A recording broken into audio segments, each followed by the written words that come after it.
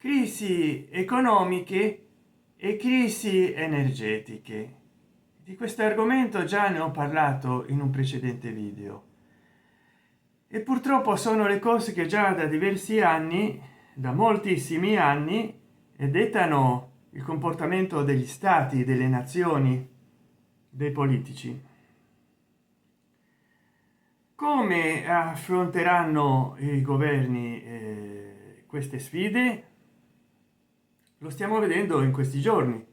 Io ho lanciato una premiere un giorno e 23 ore fa, non so quando uscirà questa, parlando della possibile annessione con le buone o con le cattive della Groenlandia che Trump è intenzionato a fare. E vediamo un po', se vi faccio vedere. È lento questo cellulare, mi raccomando. Se potete fate una donazione qua in chat, super chat, sticker, oppure abbonandovi al mio canale, comprando abbonamenti per altri, regalandoli, e comprando super grazie, e specificate nella causale del versamento quale cellulare mi volete donare. Vediamo un po' se riesco a trovare il video, così di passata. Ecco qua, avevo anche parlato, voglio ritornare sul tema USA versus Messico, cresce la tensione tra gli Stati Uniti e il Messico, ma qua avevo parlato tipo in diretta. È un po' lentino, ecco.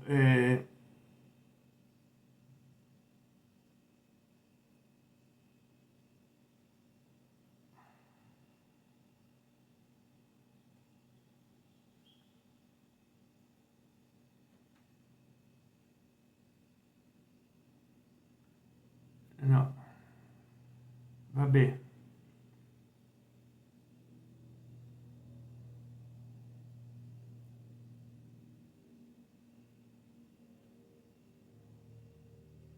Volevo proprio farvi vedere, ma ecco, questo riguarda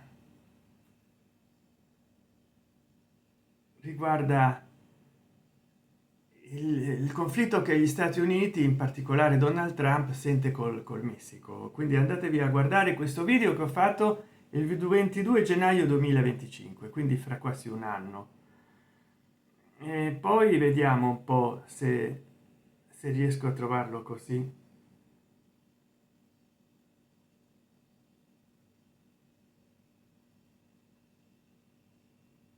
Vediamo perché veramente questi conflitti io già ne sapevo che sarebbero.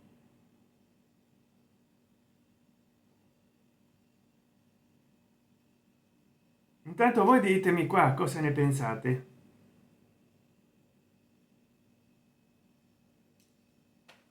Ditemi qua. Ecco qua, ho trovato USA in conflitto energetico e geopolitico con Europa, Iran, Cina, e qua vi faccio vedere il video, che questo video è di parecchi anni fa, non è di adesso.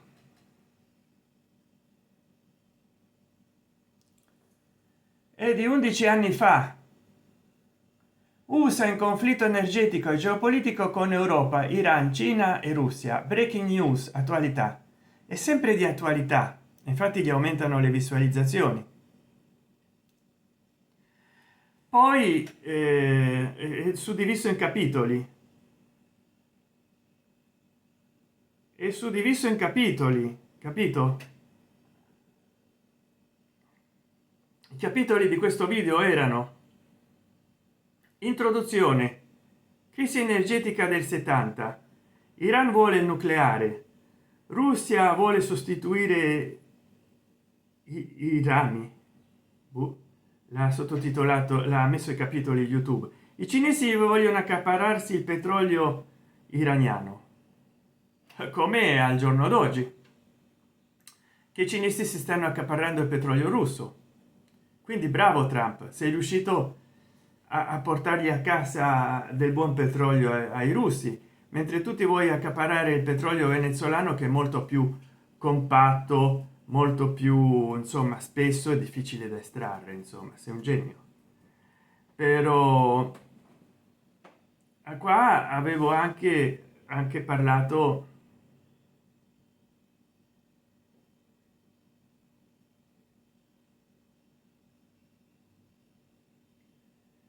del Venezuela. Ci ho fatto molti video, andateli a cercare, vediamo. Ecco, Venezuela, gravi proteste. E Venezuela, vediamo un po' se ho fatto una diretta. Crisi del Venezuela ed immigrazione del 30 gennaio 2019. Già si vedeva venire quello che è venuto, cioè da quando c'è Hugo Chavez, che ci sono più di 7 milioni di immigranti, ma tutto per problemi economici, energetici di queste superpotenze che mettono burattini a governare da una parte o un'altra. E cercate questioni di geopolitica, c'è proprio la lista di riproduzione dove incontrerete questo video di geopolitica. Quindi io parlo di questi argomenti. Crisi del Venezuela, di immigrazione. E dal 26 gennaio che volevo fare questo video, era il 2019, 30 gennaio. Allora, per rifare un po' il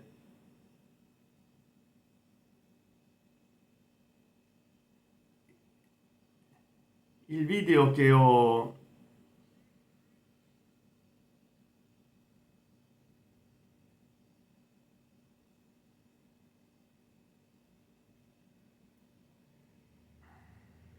ecco qua, probabilmente lo rititolerò così perché ripropongo l'argomento, anche se stavo vestito più elegante, ma era gennaio del 2014. USA in conflitto energetico e geopolitico con Europa, Iran, Cina e Russia. Le cose non sono cambiate. 17 aprile 2014. 17 aprile 2014. Le cose non sono cambiate. Vediamo la risoluzione del video. Sì, vediamo se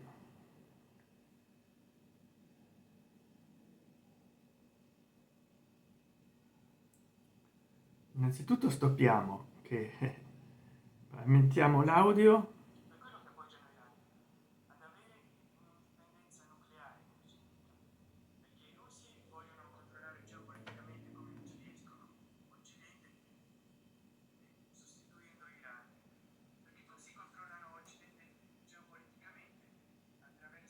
Vediamo quanta batteria ha questo cellulare. Ah, sì. Il loro approvvigionamento energetico, perché in pratica prima lo vendevano il petrolio, adesso lo devono consumare. I russi invece vogliono imporre i loro idrocarburi per fare geopolitica e imporre quello che gli conviene a loro, all'Occidente, a Europa e Stati Uniti, per le loro scelte mondialiste.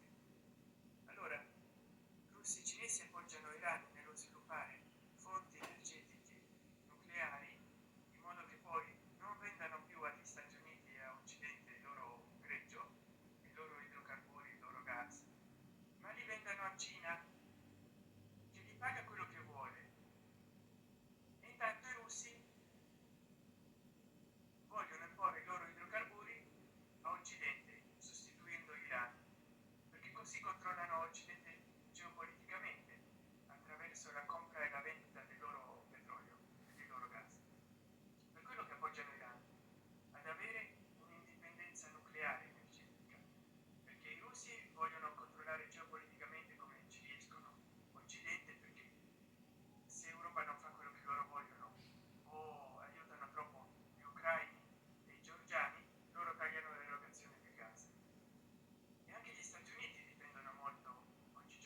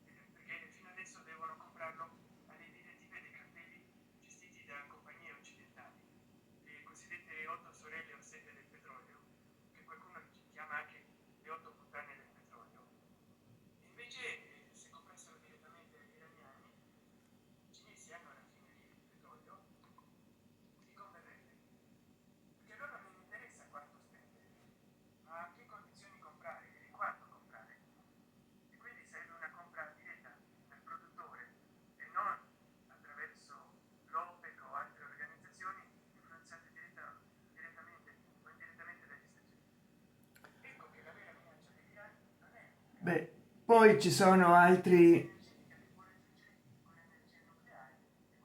Sta per finire.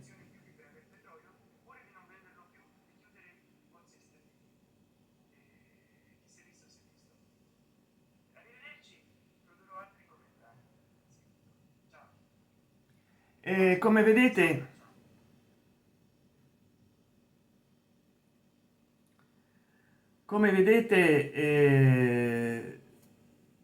dura 4 minuti e mezzo questo intervento, ma come vedete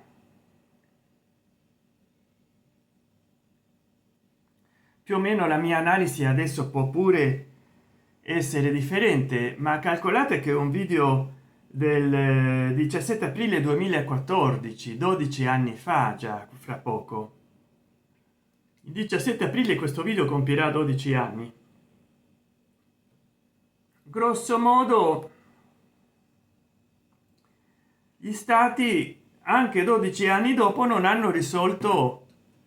Andate a vedere quel video, cercate nella lista di riproduzione della geopolitica. Gli stati non hanno risolto i loro problemi energetici.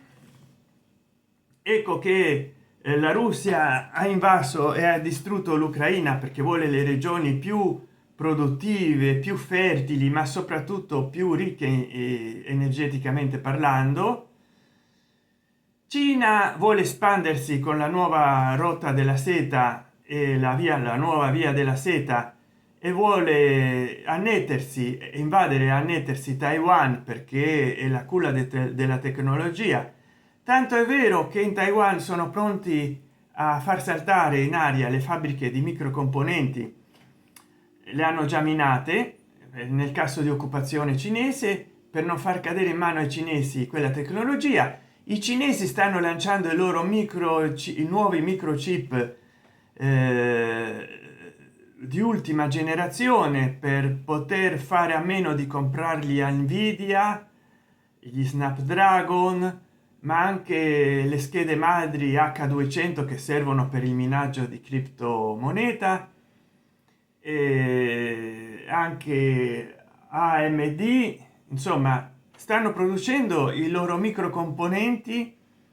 Puoi comprare cellulari della Huawei con Harmony OS che puoi mettere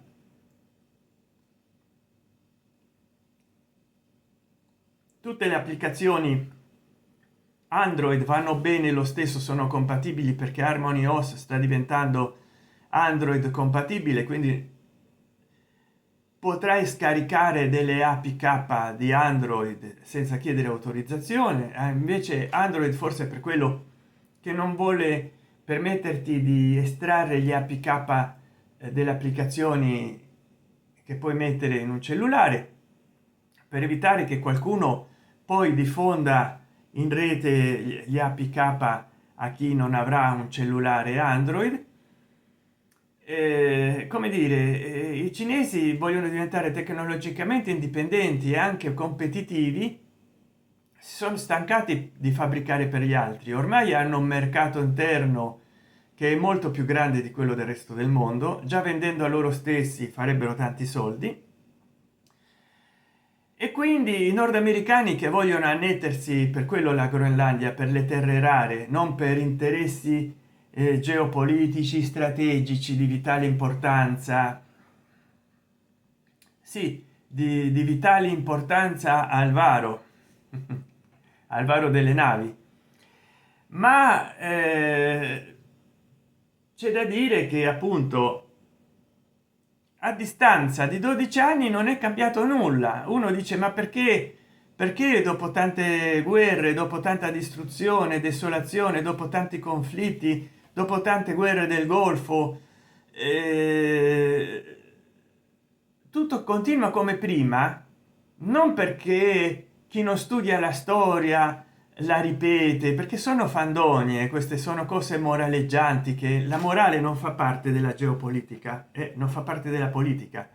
Queste sono le cose che ci raccontano a noi per andare bene a scuola. Forse studia la storia, se no se sarai obbligato a ripeterla. Sì, gli esami ripeti di storia, magari ti bocciano, ripeti l'anno, ma la storia, se si ripete da che umanità è umanità, dalla preistoria, che poi è l'epoca oscura, che noi non possiamo sapere che è successo, ma magari avevano scrittura, avevano una civiltà, la civiltà preistorica.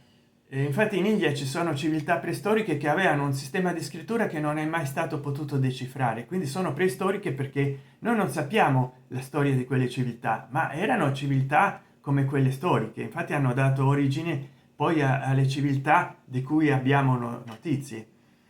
Ma dicevo, è da epoca preistorica che ci sono guerre, contrasti, conflitti per interessi, per cacciare, per pescare, per il suolo, dove doveva andare una tribù, doveva andarsene l'altra. E allora che succede? Succede che tutto si reitera, si ripete in una forma o in un'altra, ma la grande guerra è stata proprio il pretesto, è stato l'uccisione nella grande guerra del principe austro-ungarico asburgico.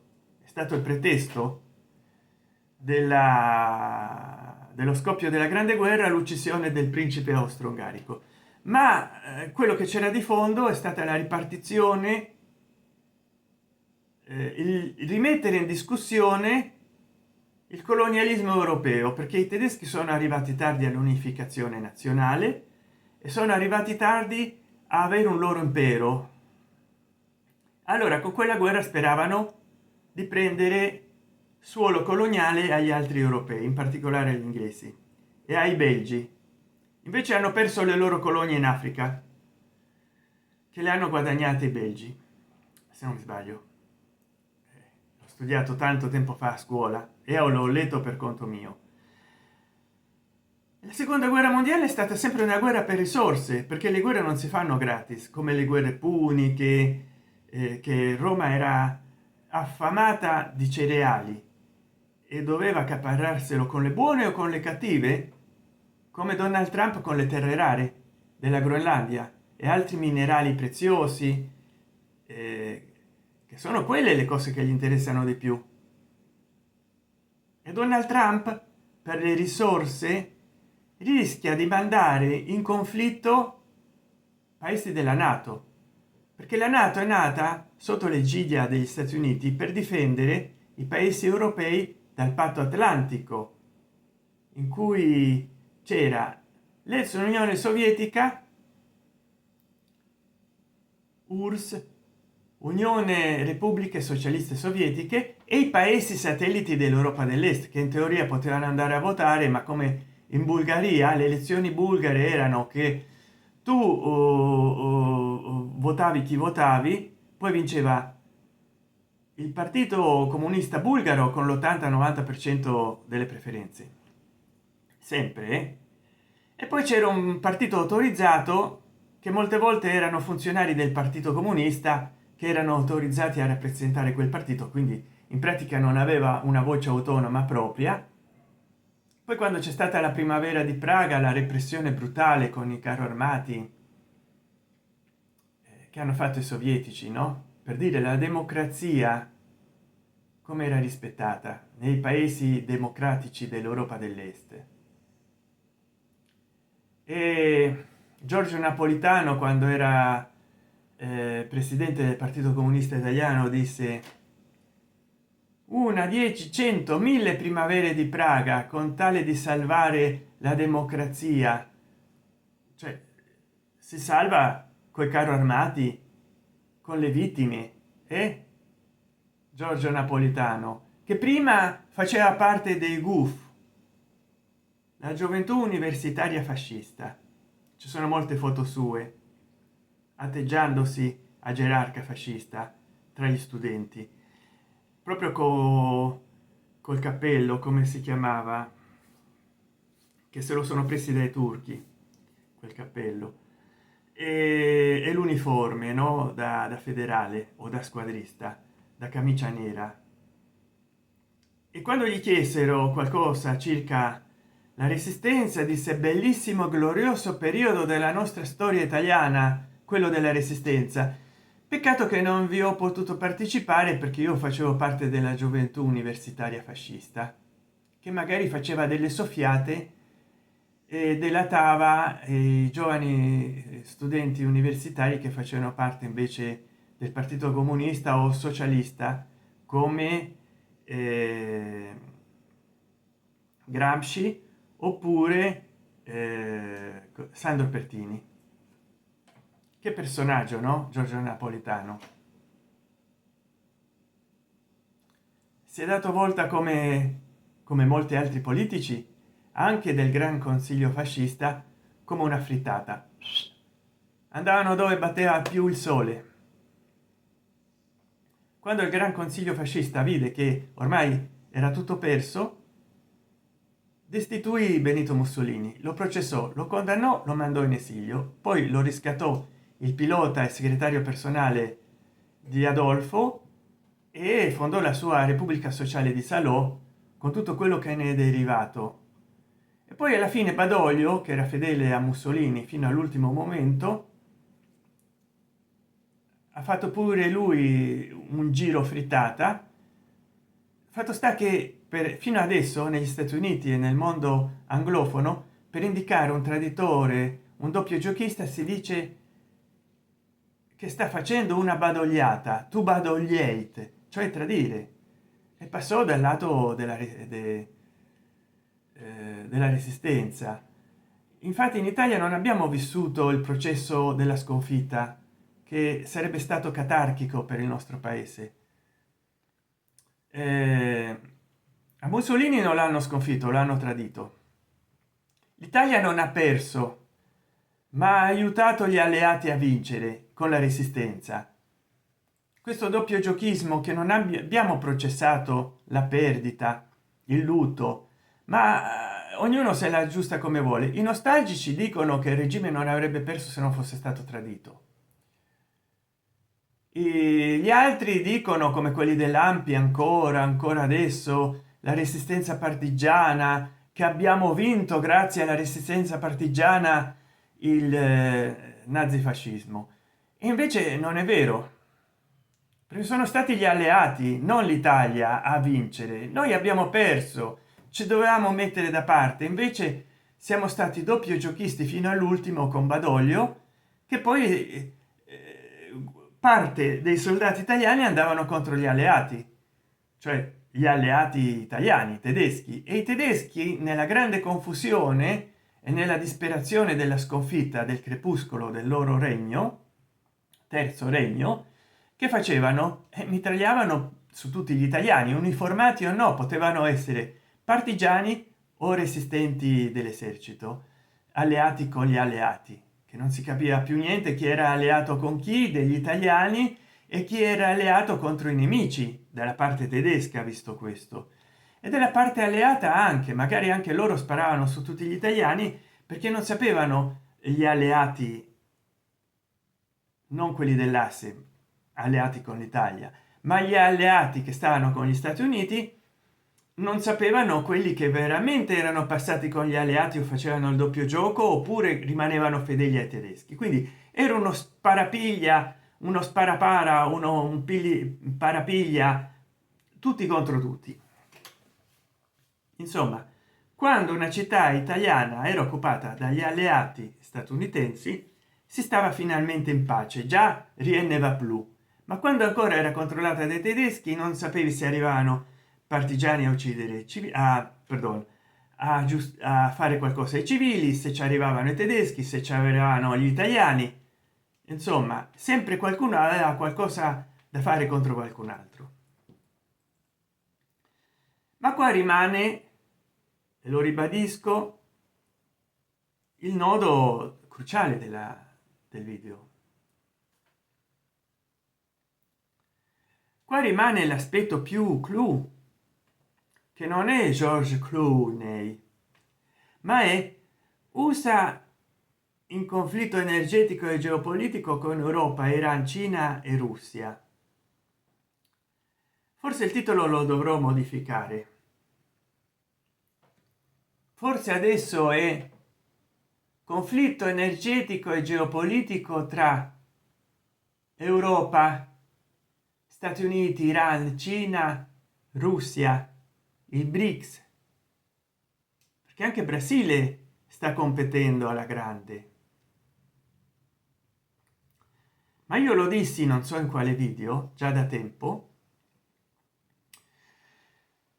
che l'Unione Economica Europea è stato un cattivo progetto, una cattiva continuazione della Comunità Economica Europea, perché la Comunità Economica Europea aveva solo come meta, e ditemi voi qua nei commenti in chat o nei commenti al video se mi sbaglio, ma la Comunità Economica Europea aveva come unica meta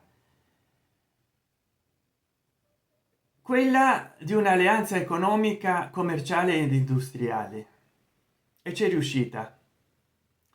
C'era una moneta virtuale che non è mai entrata in circolazione per intercambio monetario, per facilitare il cambio monetario e non doverci cambiare da moneta a moneta tutte le volte, che era l'ecu e che sta alla base di aver generato l'euro. Poi si decise per creare l'Unione Economica Europea, quindi dalla CE si è passato alla UEE, dalla CE alla UEE, e si è formata una moneta effettiva valida per tutta l'Unione Economica Europea, l'euro, che l'Italia ci è uscita male perché Prodi ha accettato la parità cambiaria, cioè non ha fatto la parità cambiaria, ma noi abbiamo cambiato la lira all'euro a 1936 come era il cambio col dollaro. Invece la Germania ha cambiato 1 a 1 perché era un marco un dollaro, e allora ha fatto un marco un euro. Poi molti italiani furbetti, dal pizzicagnolo all'industriale, hanno parificato in pratica il cambio, perché un pensionato che guadagnava 500.000 lire avrebbe dovuto prendere, e ha preso 250 euro, ma gli affitti non è che costavano, perché magari in due si tirava a campare, lui guadagnava per l'affitto, lei per mangiare. Invece gli affitti sono aumentati a 500 euro, da 500.000 lire a 500 euro.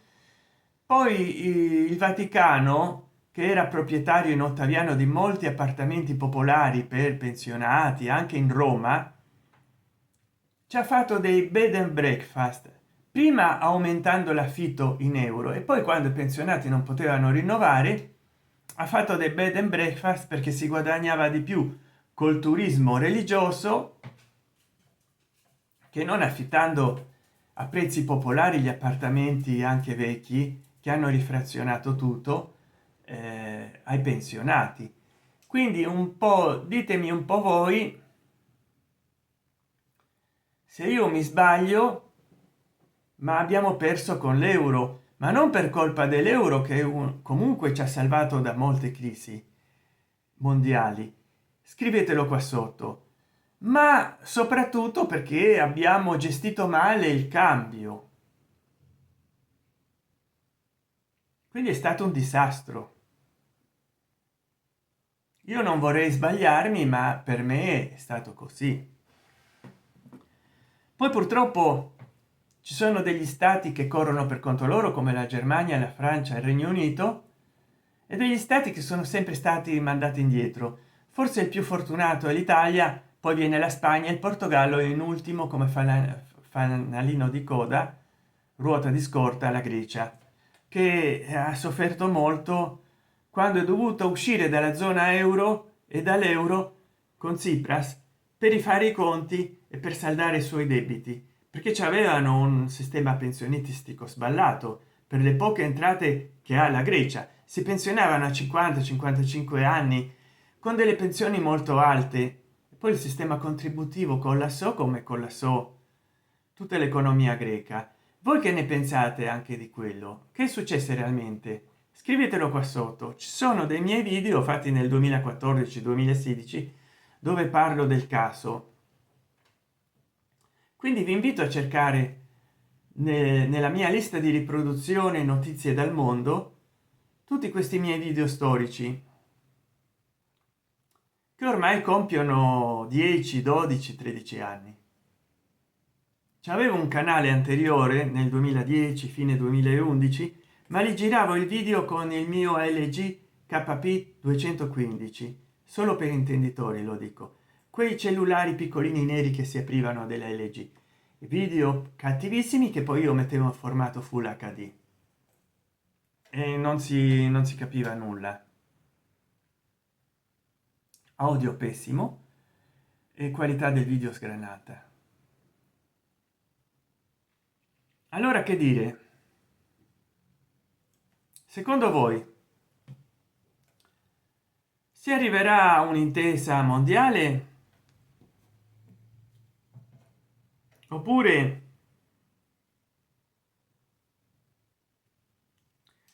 questi conflitti energetici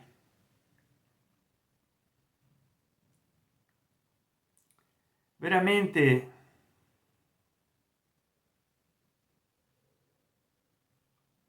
vediamo l'intelligenza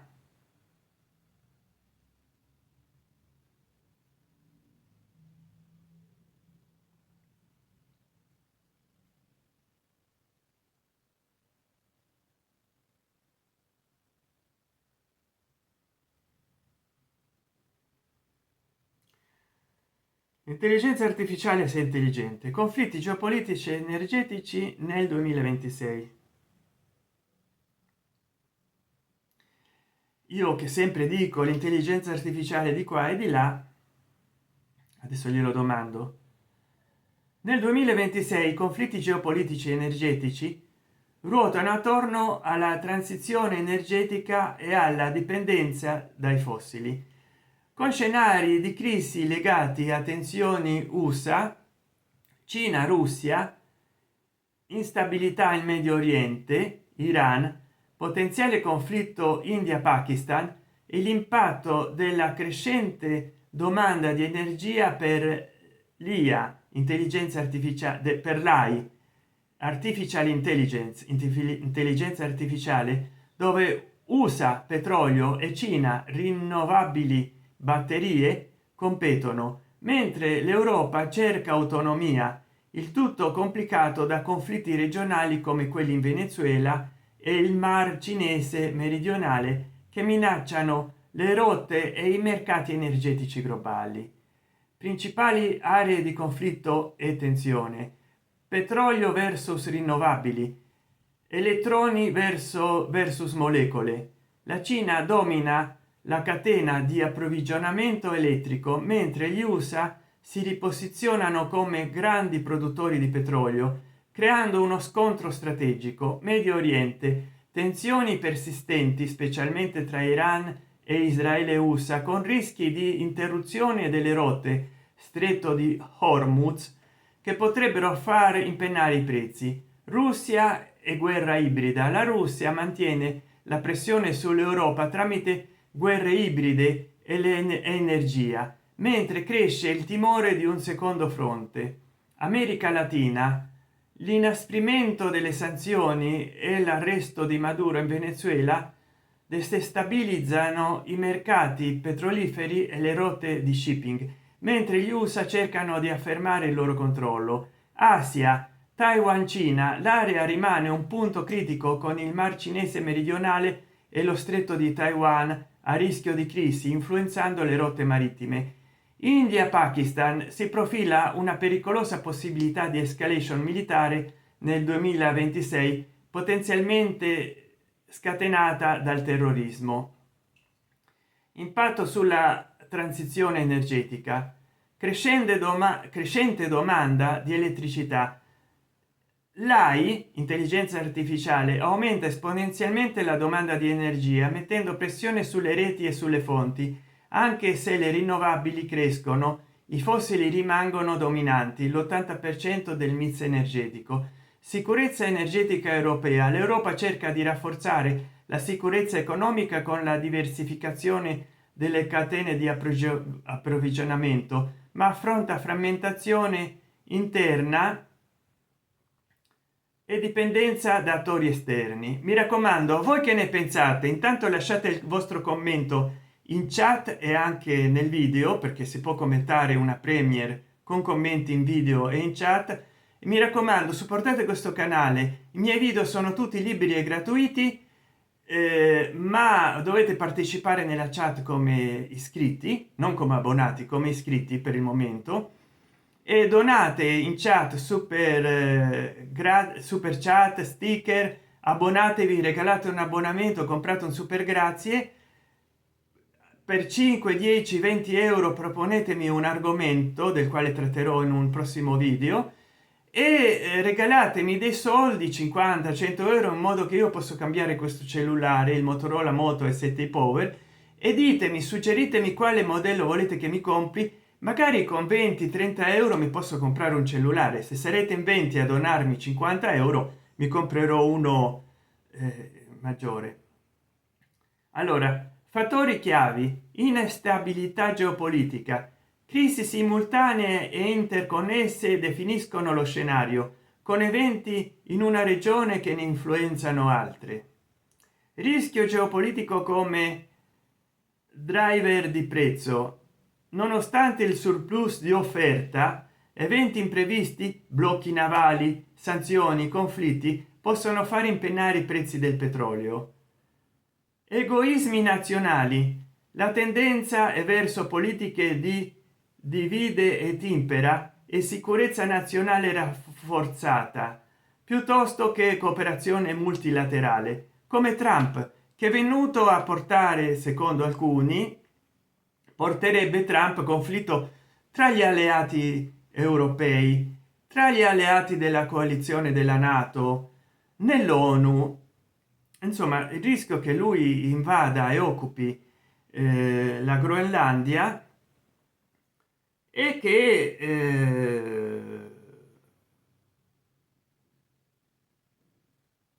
veramente si generino delle rotture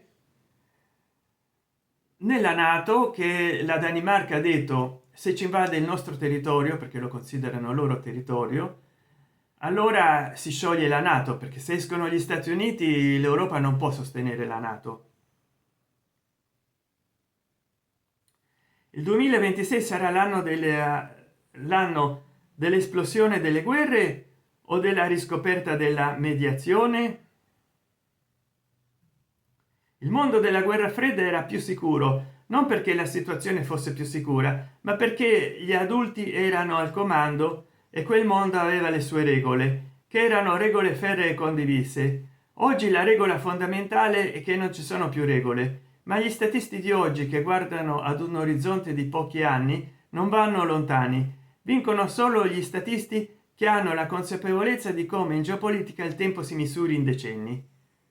Guardiamo Milei, che non fa altro che agitare la motosega e dice che bisogna fare dei tagli, dei tagli, dei tagli.